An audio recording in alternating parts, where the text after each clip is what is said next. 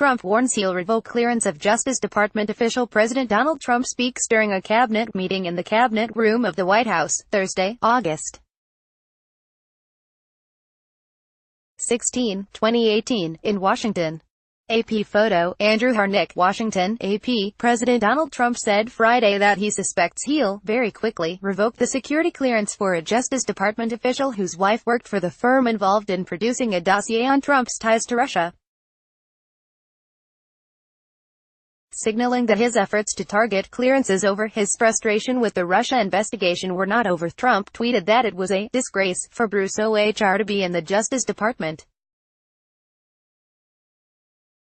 His comments came 2 days after he yanked the security clearance of former CIA Director John Brennan, saying he had to do something about the rigged federal probe of Russian election interference.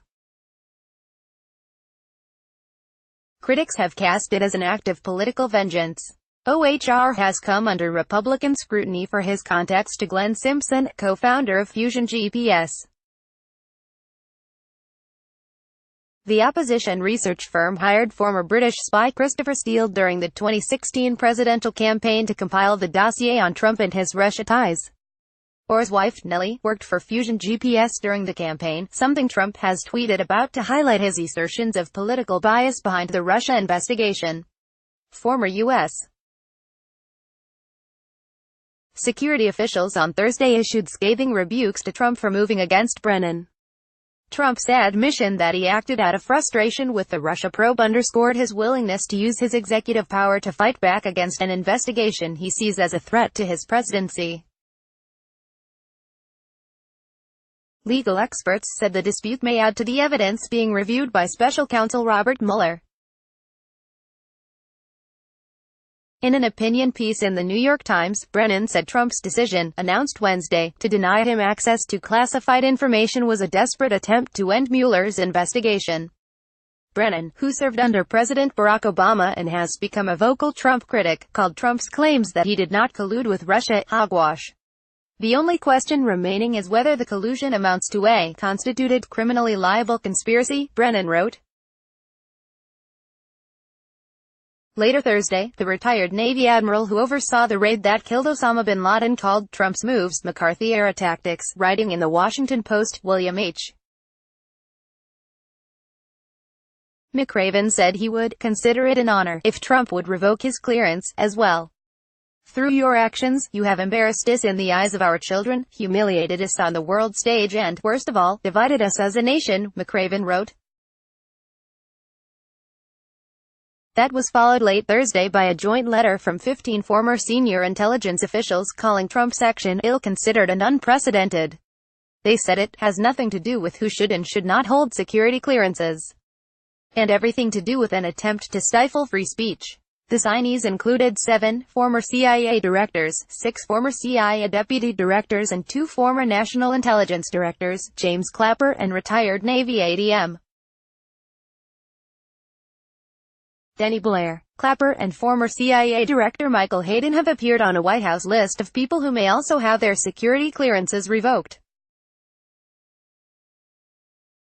Then on Friday, 60 former CIA officials issued their own statement, joining a chorus of opposition from the intelligence community to Trump's decisions to threaten to or actually pull clearances. They said former government officials have a right to express unclassified views on national security issues without fear of being punished for doing so. They said they did not necessarily concur with all the opinions expressed by Brennan, or the way in which he expressed them. But they said they believe the country will be weakened if there is a political litmus test applied before seasoned experts are allowed to share their views. Trump on Wednesday openly tied his decision to strip Brennan of his clearance, and threatened nearly a dozen other former and current officials, to the ongoing investigation into Russian election meddling and possible collusion with his campaign.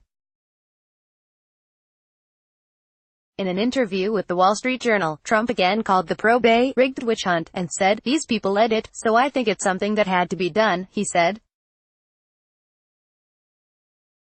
The president's comments were a swift departure from the official explanation given by the White House earlier Wednesday that cited the risks posed by Brennan's supposed erratic conduct and behavior. It marked the latest example of the president contradicting a story his aides had put forward to explain his motivations. Attorneys said the revocation appeared to be within the president's authority, but they noted the power play also could be used to reinforce a case alleging obstruction of justice, following the president's firing of former FBI Director James Comey and his repeated tweets calling for the investigation to end. Patrick Cotter, a former assistant U.S. attorney in the Eastern District of New York and a longtime white-collar defense attorney, said that while a prosecutor could argue that Trump's targeting of clearances was intended as a warning that, if you contribute to, participate in, support the Russia probe and I find out about it, I'm going to punish you, it is likely not obstruction in itself. But, he said, the move would be a powerful piece of evidence for prosecutors as part of a pattern to demonstrate an intent to use presidential power in connection with the probe. Renato Mariotti, a former federal prosecutor, agreed. What it shows is that the president is fixated on the Russia investigation, he's angry about it, and he wants to do everything he can to discourage or slow down the investigation, he said. Mueller and his team have been looking at Trump's public statements and tweets as they investigate whether the president could be guilty of obstruction. I don't think it advances the criminal obstruction case, but I think it's factually relevant, said Mark Zaid, a national security attorney. I think it shows the state of mind and intent to interfere or impede any unfavorable discussion of his potential connection to Russia. Former CIA directors and other top national security officials are typically allowed to keep their clearances, at least for some period. Associated Press writer De Briekman and Jessica Gresko contributed to this report.